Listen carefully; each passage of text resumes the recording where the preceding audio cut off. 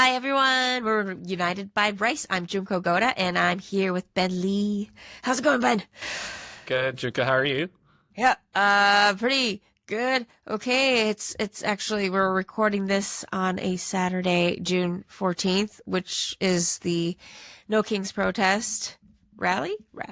Yeah, rally protest. I participated in the downtown LA one, and it was pretty big, as you know. And the last time I went to a protest was the women's rights march during the previous Trump administration. There's a pattern going on here. But yeah, and I felt like it was bigger this time. I yeah. We'll see. We'll see. But it's it's still going on in LA. I think technically it's supposed to stop now. There's other cities, in at least in Southern California, that they're starting later. I think there's one of them starts at 3 o'clock in the afternoon, so it'll definitely be going on all day. And when we are recording this, footnote, Ben is still out of the country. Oh my God. Yes, it is. So when you threw me off with the date because it's actually Sunday, June 15th, where I am, and I'm in Italy.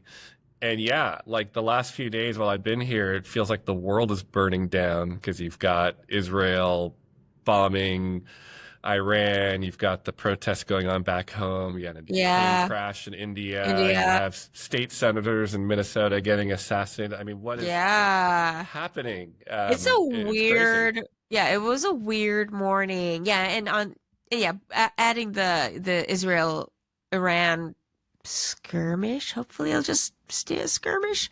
But a lot of things are going on this morning, and it was like, okay. I actually marched with Nikkei Progressives, which it's basically marching with my elders who've been doing this since like the 50s.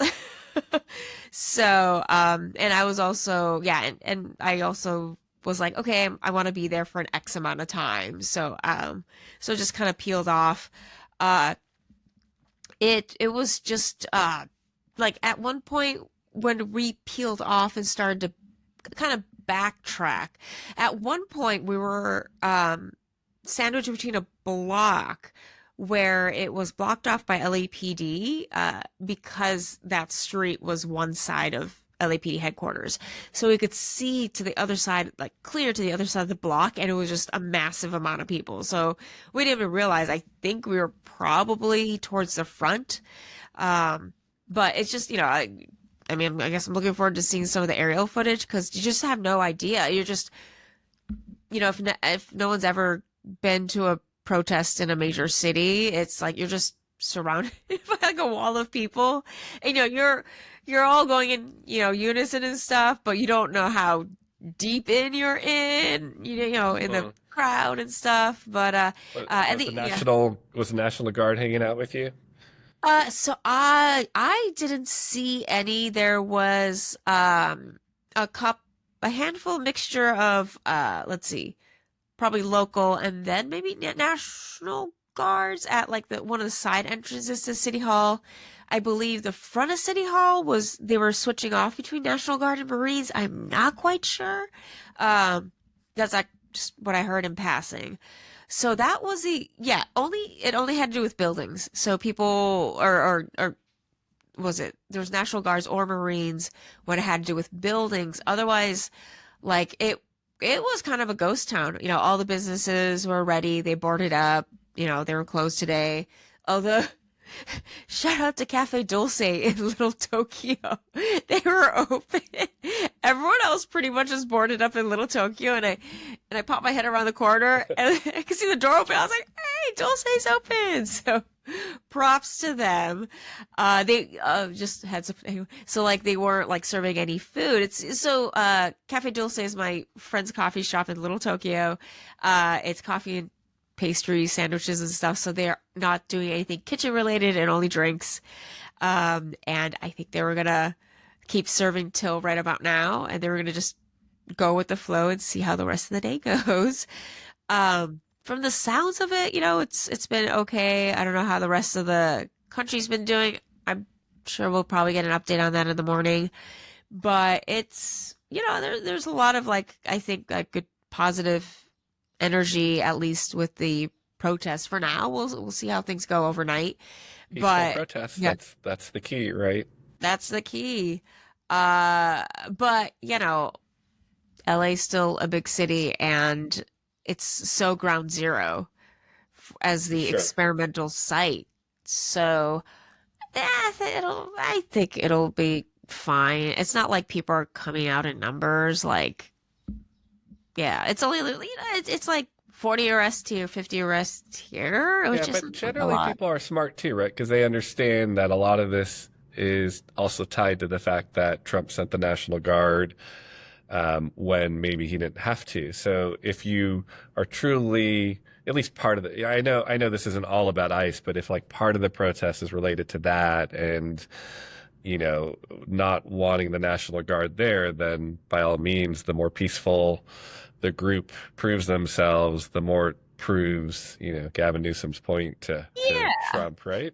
Well, and also just, double downing with additional, like just Marines. Like Yeah. apparently Yes, there's that's more right. National Guard troops. and Marines. Yeah, Yeah. there's more troops here than in Iraq or something like that. Yeah. Somewhere where we've Probably. withdrawn, something like that. So yeah, it is kind of ridiculous, and as an Angelino, we're like learning what the roles of each one are. Like Marines are not allowed to put a hand on a civilian, pretty much because that's not what you're trained to do. Apparently some of them got like crowd control, but like most, I guess, Marine veterans are like, this isn't what we're supposed to do, and and then again, it's just uh it's again, if LA quote unquote falls, then we see, yeah, we probably openly see, and also because all of this is going through the courts, it's already laying a precedent down.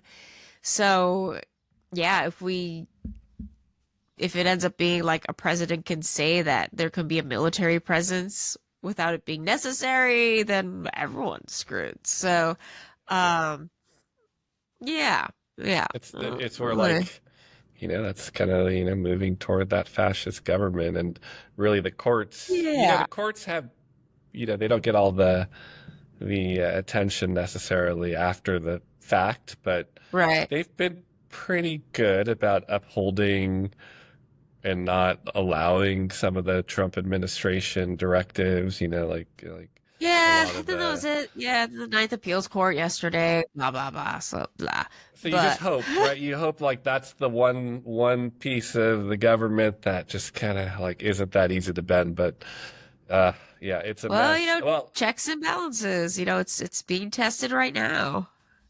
I gotta tell you, it's Oh, funny to have your co-host send you a text saying, "Oh yeah, I'm going out to protest. I'm planning on not getting arrested." So, yeah. that's good though. That's good. We were Yeah. able to record. Well, yeah. Well, I actually that is a page out of David Huerta, who was the SEIU president, and apparently my friend's brother, I did not know, who was arrested a couple days ago. He made a couple statements, but one of the things he did say is like, I did not intend, when I was doing what I was doing, I did not intend to be to be arrested. That was not my intention. Which is kind of important to make Hmm, clear, I I see. suppose. Yeah, So I yeah, can yeah, see that. but that's yeah, yeah, but that's like, just pulling that out of the David Yeah, Huerta yeah. playbook. Yeah. Well, I think we forgot to mention that our interview guest, and it was another interview that I did solo, is Minha Kim, who plays Sunja. I think of her as the main character. She's certainly at least one of the main characters of the television show Pachinko on Apple TV, which completed its second season, it feels like ages ago, but yet is somehow still in the award season for this upcoming one. So I they mean, right. definitely have contenders, including Minha herself. Where does the show Pachinko sit with you? Like, is this a show that you've watched? I I have questions because it's like Yeah. Yeah, Koreans, Japanese, and it yeah. doesn't, it's like Yeah, it's complicated. yes, yes. yeah, and it's complicated, and I think should be laid out. You can't really like skirt it. Yeah, so Pachinko for me personally, my mom actually, so going back to the book, when Pachinko was first even uttered, it was a New York Times bestseller. How many years ago now? Good Lord. Maybe 2017? Yeah, the It's been a author, I don't know while. the exact year, but the author's Minjin Lee, right? Minjin Lee. Yeah, yeah. So Yep. my mom is like, "Oh my God, this book's great." And my mom's bilingual, but Japanese is her first language. So for her to go through an English novel is kind of rare in my book. So I was like, oh, "Okay." I got the book, but I didn't get through it. So I have watched season one. And the big thing is also my buddy well, I guess in the US he goes by Sohee Park. Um yeah, he was the love interest in Ramen Girl back in the day and stuff, but he plays Moza, was it Moza? I was like Mozasu. Oh yeah, Mozasu. There we go. Who's the dad with the mustache who owns Well, the and just the to Pachinko ground parlor? everybody, yeah, to ground everybody, the show tells kind of two stories around Sunja's character. So Minha, I should also clarify, plays the younger Sunja, but there's also older Sunja that's played in the future, and so your buddy plays her son Yes. in the kind of more current timeline. Yes. Yeah. Yes. That's right. Yeah. And also the book, it spans between what, 1930 to 2000 and Maybe early earlier. I think 2000s. I think it's like Earlier, the yeah. the Japanese occupation of Korea, which is probably like 1910ish, all the way into like whatever the 80s and 90s Yeah. for the current timeline, and through that Yeah. you got World War II that's Yeah. depicted in this So it's most recent about, season as well. yeah, so three generations. You're looking at three Yes, generations of yes, storytelling, so it's a lot. Um but yeah, it's complicated. Yeah, I was like, it's like where do you start? There's I think for people who have of Korean heritage born in Japan, they're very proud to be Japanese. I mean, I mean, it's like it's not like they grew up in Korea, so like right. obviously. Um, but again, maintaining their language, maintaining their community and stuff. I think Well, can I ask you compared to, about yeah, that? Because one of the characters plays then your buddy's son, so the third yeah, generation, yeah, played by Jin Ha, yeah. Solomon Beck, I think is his character's name. Part of the show in the first season, he's dealing with, I think, a little bit of that identity crisis of being that Korean born in Japan and feeling like I think it's even depicted that he's somewhat looked down upon for that. Does that sound accurate? Yeah, yeah, definitely sounds accurate. Especially like I guess what I saw like growing up in the 80s and stuff. Yeah, that was definitely uh accurate. If you were of Korean heritage, you didn't really bring it up. I guess uh, maybe not less now with the advent of people like Naomi Osaka and stuff like that who are mixed heritage. Um but yeah, I mean, especially in the 80s and stuff too, with the booming economy, then like just Japanese people will just want to think they're a monolith. And I suppose that's a little bit left over from the great grandparents, like the wartime generation, uh, more Japanese nationalistic pride. Um, which obviously, nationalism can go awry, which we know really well. So yeah, so it's complicated. Yeah. And even now, because there's more mixed race people coming in, obviously shows like Pachinko, which actually really didn't get much marketing or anything in Japan. It was mostly kind of not. It was a market that they just kind of skipped over.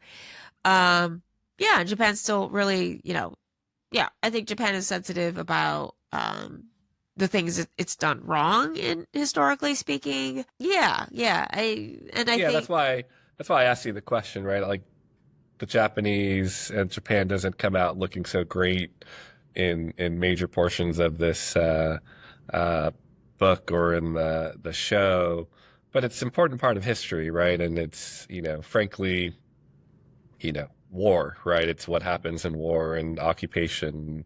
You yeah, always yeah, have a group yeah, that's maybe mistreated. So, to give a little bit more background on the show, because I know not a lot of people have watched it. It's yeah, another one of those Apple TV shows that I could rave about. I think it's a great show, especially as an Asian yeah, American. I think it's a yeah. great show. It's gorgeous to Yep, watch. amazing cast. From my understanding, some famous cast from the Korean actor side, along with more newcomers like Minha. And it really tells the story of Sunja and kind of her mother, but mostly they're growing up in like a village town in Korea. They actually run like some type of I don't know if it's like a hotel, but like a village hotel. Like an They rent out Yeah, like an space inn. basically to Yeah. yeah. But then of course war and stuff happens, and the Japanese come, and there are moments where they're kind of occupying Korea and not quite enslaving them, but certainly making life difficult for them. And then there are points in time where then they get taken to Japan and live there. And of course, that's where the next generation picks up, because the next generation basically has grown up and has lived in Japan a mostly normal life. Um, but it's a really you know, it's a historical drama essentially, and it's also a story that I had never known anything about, right? Much like much Asian history, right? We're not taught a lot Yeah. of it in our Right. schools here, unless maybe you did like Asian American studies or Asian history in Right. college.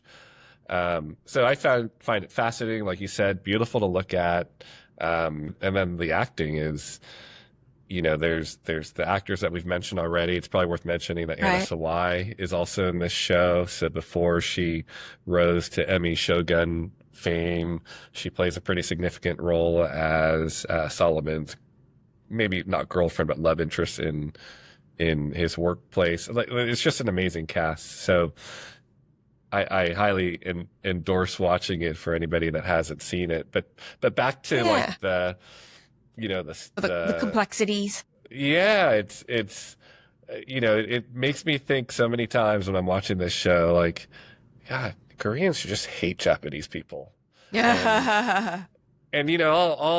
all Asians kind of have that in their history somewhere, right? And Yeah. yet somehow I feel like we're pretty forgiving people overall as well, right? Like even the Japanese, like, why do the Japanese not hate Americans? We dropped two nuclear weapons on civilian cities, and yet Right. somehow, like, it's not even 100 years ago, and yet there's been forgiveness. There's been out their political allies. And sometimes Yeah. you think about things like that, and you're like, wow, that's pretty amazing, actually. I mean, well, it's kind of Japan contextually during those times under imperial rule was so different. There was so much more brainwashing, and by the time the end of the war was coming around anyway, there was a lot of uh I guess a lot of I think a lot of citizens felt betrayed by the Japanese government too. By saying, like, oh, everything's fine, we'll win, because like our gods say so kind of thing. Mm. It's like, oh no, that's not going really what's happening. Um so yeah, so there's that. And then with Korean history and stuff, yeah, it's interesting in the US. Like we have, Latino Heritage Month, we have API, Native Hawaiian, Pacific Islander Heritage Month. There's heritage is celebrated, but there's nothing that like that in Japan, or I guess a lot of other places. Mm. For example, I don't think they have it And here yeah. anymore officially under the Trump Uh, administration. oh, Like, I know. Good I point. know I know everyone still celebrates it, but I think he has gotten rid of those days officially. That's very true. That's very true. But yeah, I mean, it's an undeniable. I think again with the age of the internet, like first and foremost, Japan is an island nation. So, and Japan kept like invading everyone else, but it was hard to invade Japan because it's an island. So there was just that geographical aspect of it. And now, yeah, just with social media and stuff, there's just such a undeniable uh yeah undeniable recognition that there are people of Japanese heritage or Chinese whatever heritage who are mixed heritage like all over the world, and the internet really gives you access to that. Um so I think it might even coming to an age where Japan's like, oh, like what does it mean to be Japanese? That's I think that question has become a deeper question. I think it gets Japanese personal because it's Korea and it's, one of our closest neighboring countries and Japan's invaded them before. So there's that power dynamic as Yeah, well sure. that is kind of lost on this current generation or just even this current generation who are in their 40s who are like, because none of us went to war. Yeah, I mean, there's always hope that the newer, the next generation, and especially the rise and dominance of Korean culture as well. Sure. Yeah, yeah. Yeah. Well, that was a complicated question, complicated answer. I'll ask you a much simpler one. Did you have a pachinko game in your household growing up? Well, no, actually, yeah, Pachinko's actually just refers to like the parlor. It's not really seen. Yeah, Pachinko's will always refer to a Pachinko parlor and like a business. It's not something you do at home per se. But I've seen like Yeah, yeah, the even little, yeah, some yeah, relatives yeah. of mine had like the game at home. Yeah, yeah, I think maybe one of my cousins had a small one, but yeah, maybe because I can see like a 3 or 4 year old being entertained by it because it makes sounds and it It's like, like pinball. It it's, feels like pinball. Yeah. yeah, yeah, it's upright pinball is what, well, actually, it's more to see than that because like, as a kid, you would just like dump like 10 little balls and just watch the lights and the sounds and all that goes. So yeah, it's going to be entertaining for a kid. I didn't really find that stuff entertaining per se, but it's also just, kids wanting to mimic the adults.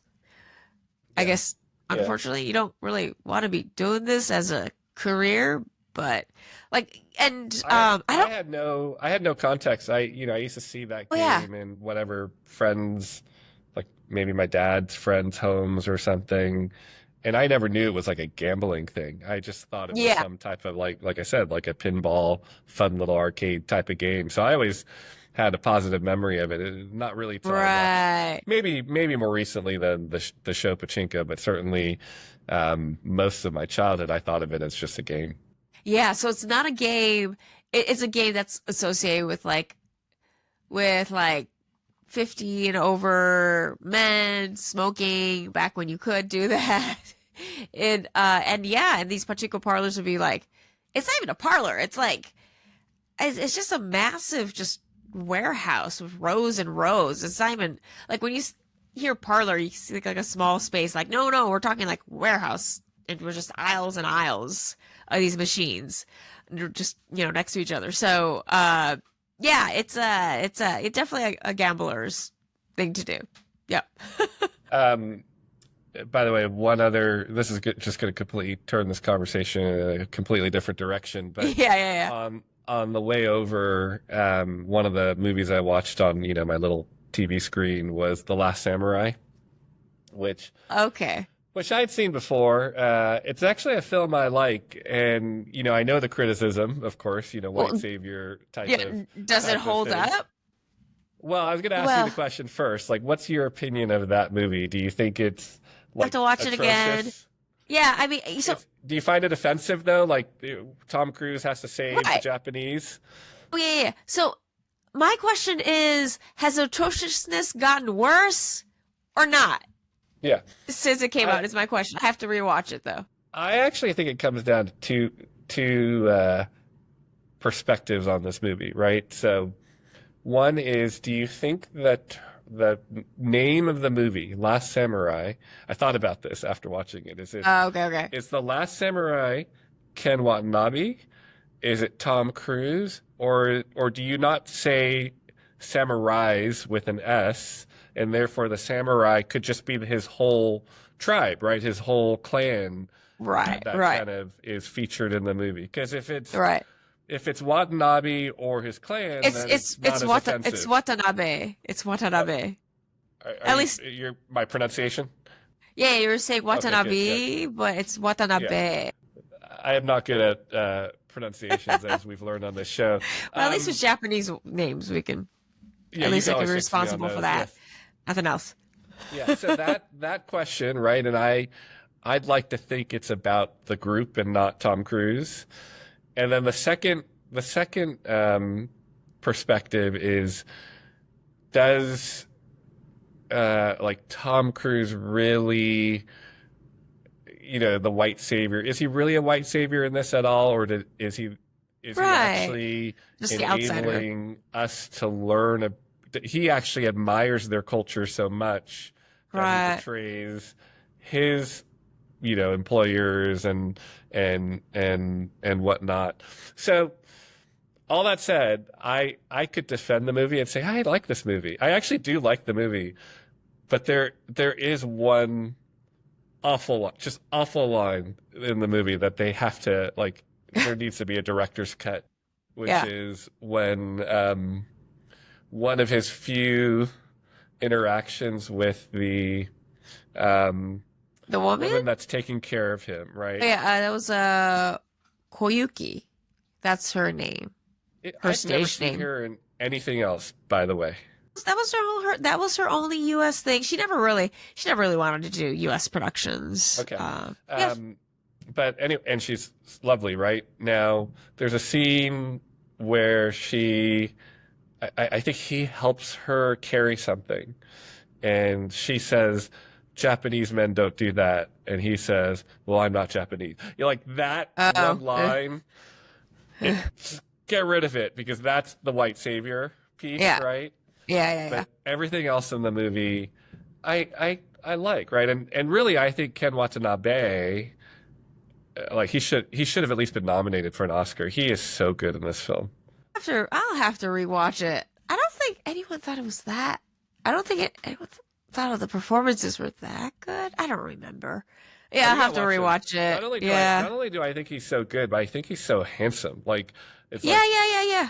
if Yeah, I got at the to a time, yeah. point where I had to shave my head because I was balding, and I could look as good and cool and fierce and awesome as him, that would be my guy. So, anyway, I All told right. told you I was going to take this for a left turn, but Yeah. okay. But your immediate Good left reaction, turn. what? Your immediate reaction wasn't like, oh, that's like the most offensive movie in, like, American cinema history. So that's good. No, no, no. I'm sure there's worse. No, no, no. Well, anyway, who knows? It might be now. Yeah. Well, turning our attention back to Minha, Yes. we should talk more about her. I mean, young actress, I think very much her first big role, very complicated character. She's got to, like, essentially age, over, because we talked about the span of the show. I mean, we see her as Right. probably like a teenager, then becoming an adult, having children, triangle. Right. And I think, like we all need on TV and film, she plays just like a gritty, strong Asian Mm. woman, right? That Yeah. um, seemingly always is there to take care of her family no matter what, despite Mm. all odds and despite Yep. war and everything else going around. So she is really great in this role. I was very excited to talk to her. You Yeah. flip on the interview, she looks like sweet, cute college kid. So it's Mm. amazing to me when I can see, both sides and how how they can put on a performance as effective as she does. So Pachinko seasons 1 and 2. I don't know if there's a season 3 yet. I've heard hints that there may be, but there hasn't been an official announcement yet. But I really hope there is. Yeah, like definitely. I guess because season one was the book, or is it season two's? Season 1 is most of the book. There's some Yeah, yeah, elements of yeah. season 2 in the book, but yeah, Okay, basically anything moving depart from the book. forward, yeah, anything moving forward would be new territory essentially. Got it. Okay, Yeah. okay. I kind of fell off. I started watching a couple episodes and yeah, I fell off. So I have to get back on the horse again. Yeah. Any final thoughts before we play her interview? uh, no, just kind of a reminder to go back and finish season two. Yes. Yeah. Again, Yeah. another one of those great Apple shows that people don't know about. So go watch it. All right. Here is Minha.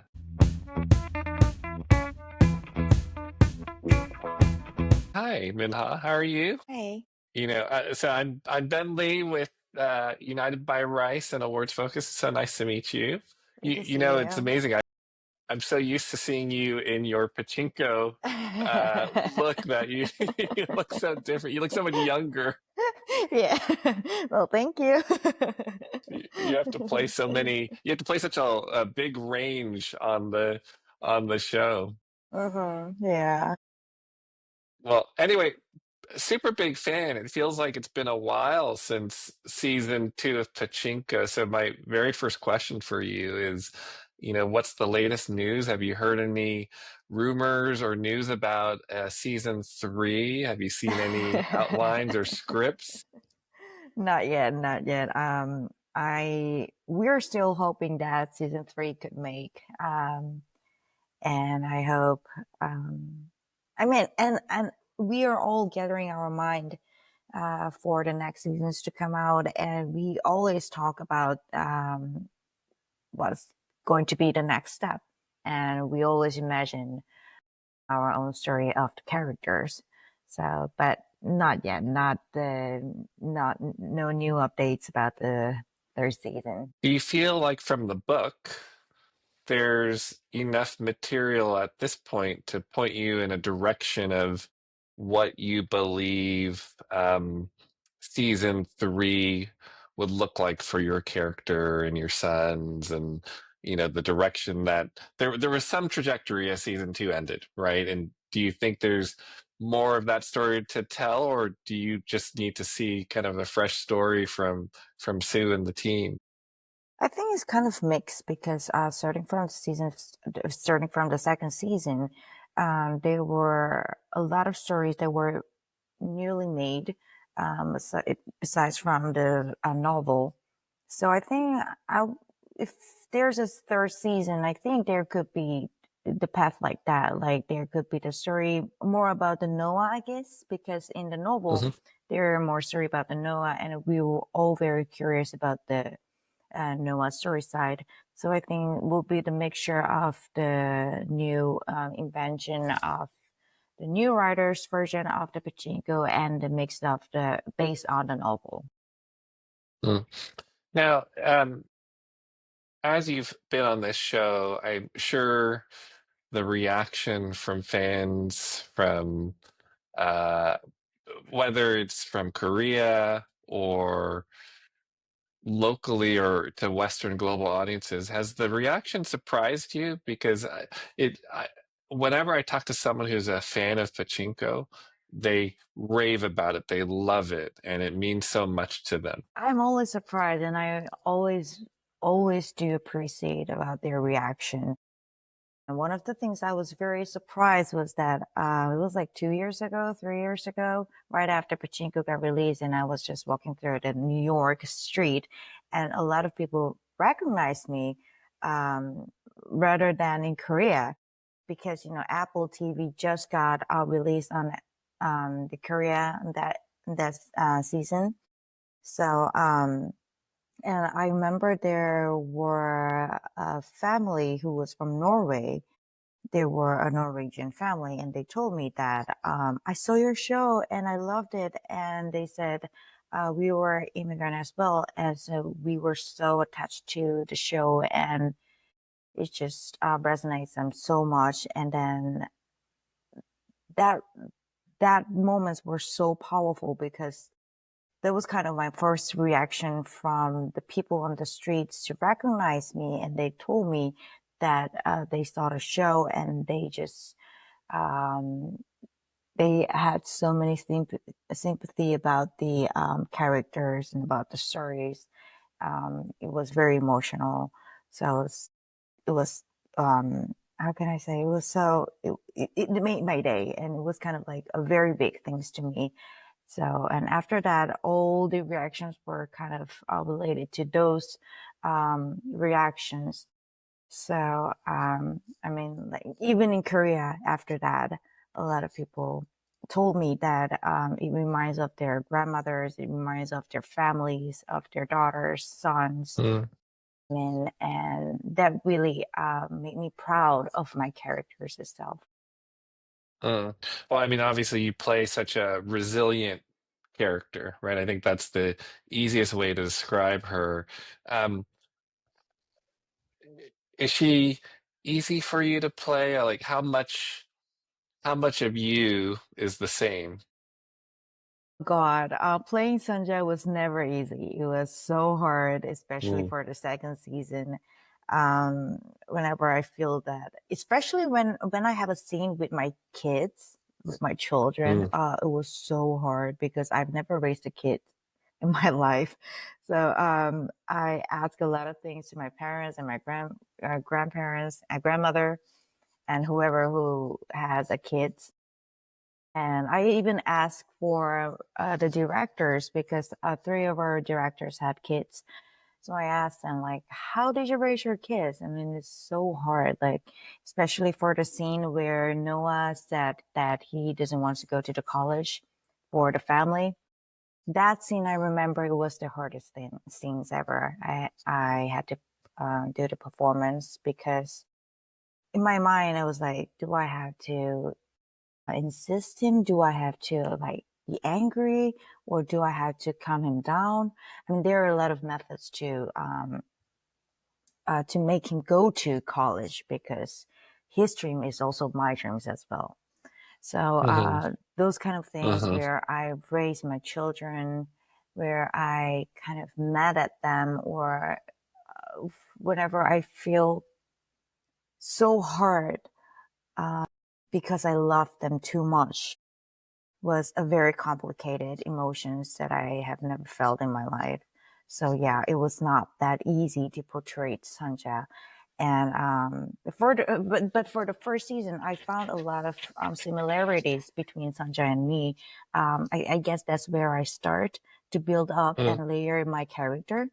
That she's kind of calm, and mm, I didn't know of myself before that, but a lot of people told me that I have, how can I say, I have very strong core in the inner sense. So I mm, guess I got that. But at the same time, I'm very fragile and very easy to collapse. But those collapse makes me even stronger. I think that's the very common things with Sunja and me, and that's why I feel very connected with her. So if I'm hearing you right, it was easier to play younger Sunja, but then older mother or Sunja with kids is harder because it was harder for you to relate. So where do you get how do you actually put yourself in the mindset, like you said, of having a son that you're not sure whether you need to scold him or you need to encourage him, are there other references in your life that you pull from, or is it just simply talking to people? Well, first of all, it was, to be honest, it was not easier to portray the younger Sanja because, like, I mean, what I'm saying is that what I found common things and similarities with Sanja is that I just start with that. So it's I see. kind of, yeah, so I can understand her, and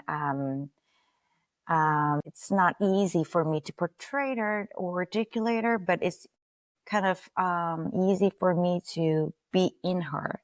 So to portray her complicated emotions and all the situations that she faced were, I have never experienced that before. I have never lived in the Mm, era nor experienced a wartime or the colonial era. So I had to do a lot of research, and I had to read a lot of books, and I had to watch a lot of interviews and ask to my grandparents about that. But still, I think, like you said, I have never experienced all those things. Like Sanjay is a totally different person compared to me, but I had to just attach to the emotional things. I had to have a, mm, um, I just had to, it's kind of like a job for us to be in that moment and be present and try to sort it out. What if it was me? And I kind of compare it to what if it was me or what if it was Sunja? The mixture mm, of this imagination kind of made me to articulate the situation or the personalities of her.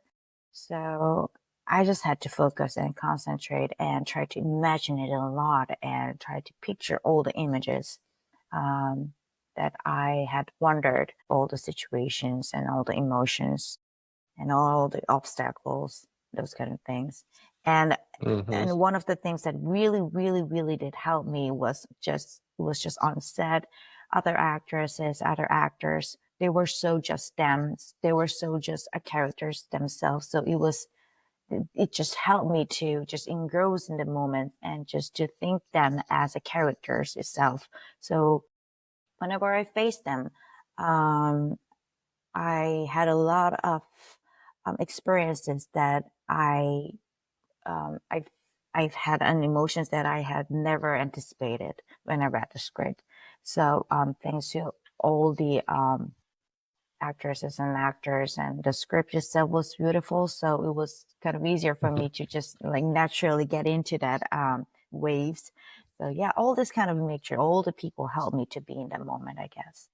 Yeah, yeah. Now, had you known a lot about this time in history prior to being invited to play the role and being a part of the project, or was this also all history that you had? You mentioned you did study a lot of that and talk to your grandparents, etc. But as a Westerner, I knew nothing about this time in history and the story Shagi. In Korea, is this very well known? Are you taught this in schools? Yeah, it is a very well-known history, and it was a very sensitive issue and between Korea and Japan, and with all this Asian history, it was kind of like a mixture of a very critics and it was very critical events, historical events. So for me, when I was in a childhood, I just naturally absorb all this information, and I read a lot of book about it. And for our, especially for our old generation, it was important for them to. It was important for our generation to study all this history because for them it was not only the past. For them, it Hmm. was a history they genuinely experienced, and it was not a past that should be forgotten. It was the history. It was a fact. It was something that really Sure. did happen. So it was for us to remember it, and it was the event that for us to remember it and to um, not make the people who live in that era hurt them.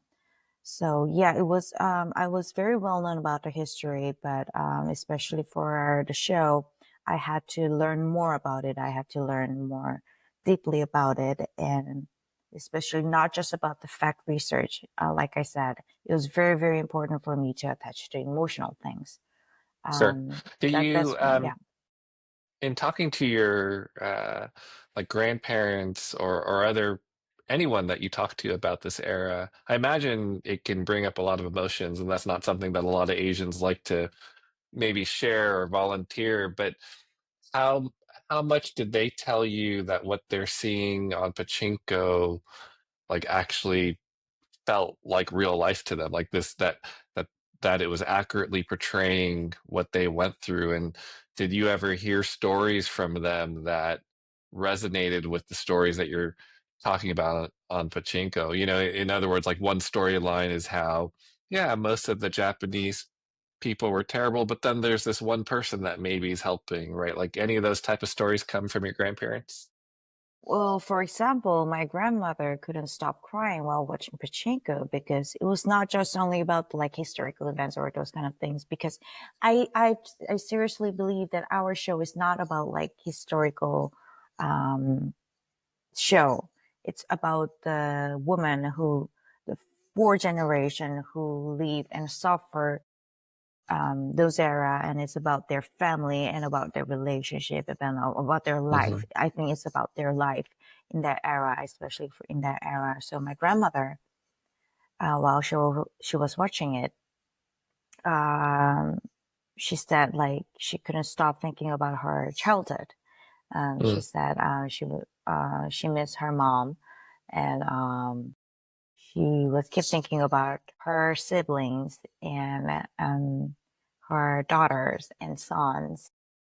And most of the reactions from the other people also was kind of similar to this because I remember I had kind of like a screening in Korea, mm, and audiences asked. I mean, they were sharing their feedbacks about watching Pachinko after the screening, and they were keep saying that they were thinking about their moments when they first arrived to Korea. They were the foreigners, and they about how much they miss their family, how much they suffer so many things, how many obstacles they had to overcome when they first came to Korea. I mean, it's about the immigrants. So and then I felt like, it's not about the time, like it's not about the what kind of era we are living in. It's always happening. Like all the immigrants are moving, migrating all over the world, and they all miss their family. And at some point, they all figure out the importance of their family and their love. And they also talk about the relationship with their lovers as well.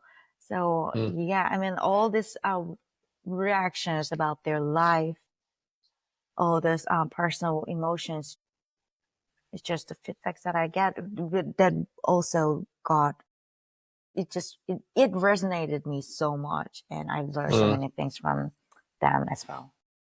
mm. Now, the the the actress that plays the older you, yeah, Yu Jung, obviously she's amazing in everything she's ever been in. Do you work together much with her to try to align your portrayals of Sunja? And are you constantly trying to make sure that people can see that you are the same, right, playing the same character? It, Well, to be honest, we really didn't have any time to meet each other. So I think on set we met like only one time. It was like, and in it two was like, seasons, only one time? yes, only one time on set. Wow. We couldn't have any time to meet each other. But there was one time she invited to her hotel room and she cooked for me. And then at that time we were a little bit talking about our characters, but not for a very long time because I guess I trusted her, and I hope she trusted me as well. Hmm. Well, the story, I just wanted to not notice her performance. I just wanted to focus on my situation so we can naturally be connected to the old version of Sunja. And I guess it really did work well because we were only focused on our situation, on the Hmm. scenes that we were in, that we had to be present. And so I think our very important tips were the things that we did was not to talk about our scene together or characters, to just flow naturally and to feel connected to each other so that we can do our own thing. And of Hmm. course, directors and writers and Sue help us with that as well. Now, the show is so culturally resonant. You have done a lot of research to play your character. Have you found this experience influencing how you think about your own identity and heritage? Of course, like while I was portraying Sunja, I mean, as soon as I met Sunja and tried to deliver the layer of her, I had to think about myself a lot, and I had to think about my dignity and identity, and try to um, maintain, because Sunja is the woman um, who knows about keeping the dignity and elegant in that way, even though she has not taught in a school or whatever things, but she Hmm. knows she knows how she knows how to cherish the love, and she knows how to carry on and take the responsibilities about their family. So I've learned so many things about that. So I had to build it up in my reality as well, like Sanja does. So yeah, I mean, I had to think a lot about myself, like huge. So Yeah.